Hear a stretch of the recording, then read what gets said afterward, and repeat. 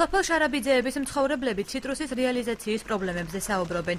ადგილობრივების განცხადებით, შემწყიდველთა უმრავლესობა სტანდარტულ მანდარინში 30 თეთრზე მეტს არ იხდის. მოსახლეობის თქმით, თოვლის შედეგად გზები ჩაიკეტა, რის გამოც ციტრუსის მიმღებ საწარმომდე მისვლა ვერ ხერხდება. ზოგმა გიგაყიდა 27 თეთრმა, მაგრამ ზოგს გასაყიდია თელ სოფელს. გზებიც დაიკეტა, აქ თოვლია და ვერ მივა კლიენტი, რა თქმა უნდა და 27 თეთრიც გასაყიდად ჯობია იყოს იმ ბადვაში და ვერ გავყიდოთ. გასულ წლებში უფრო ადვილად იყიდებოდა ვინმე წელს. მერე იყო თხოვენ ძალიან იაფად. არ ჩანს კლიენტი, მოვიდა ერთხელ მხოლოდ. ერთხელ.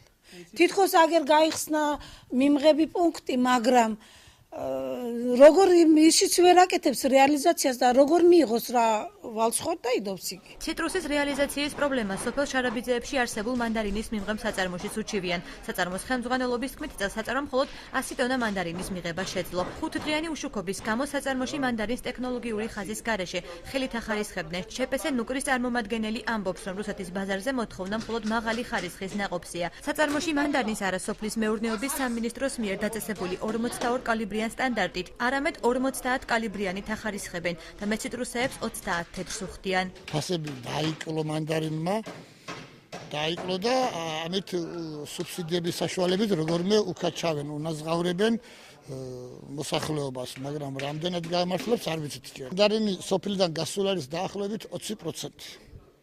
მიხდი. ესე იგი პრობლემა არის, ხო? სოფლის მეურნეობის სამინისტრომ პირველად გამოაცხადა 42 იქნება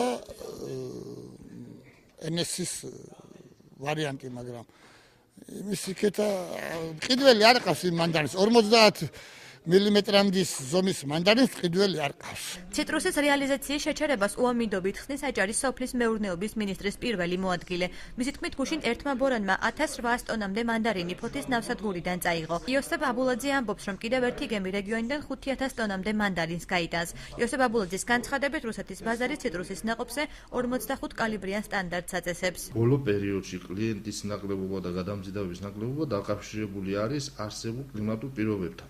გუშინ გავიდა ერთი ბორანი, რომელმაც წაიღო დაახლოებით 1800 ტონამდე მანდარინი, ერთი გავიდა ფოთიდან, დღეს საღამოს ჩამოდგება კიდე ერთი ბორანი, რომელიც დღესვე დაიწყებს ჩვენი ინფორმაციით დატვირთვას და 5000 ტონამდე წაიღებს. საწარმოებს ეხლა აქვთ მიცემული მითითება, უნდა იყოს 45 მილიმეტრი, 46 უკვე სტანდარტურში ითვლება. თუმცა საწარმოს ხელმძღვანელობა ამბობს, რომ რეალურად 50-ზე ნაკლებს აღებულობს რუსეთის ბაზარი. არა.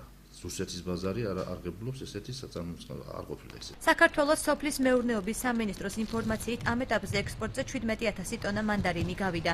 შეგახსენებთ, რომ ცოტა ხნის წინ სამინისტროს გადაწყვეტილებით სუბსიდირების პროგრამა ამოქმედა, რისთვისაც ბიუჯეტიდან 12 მილიონამდე ლარი გამოიღო.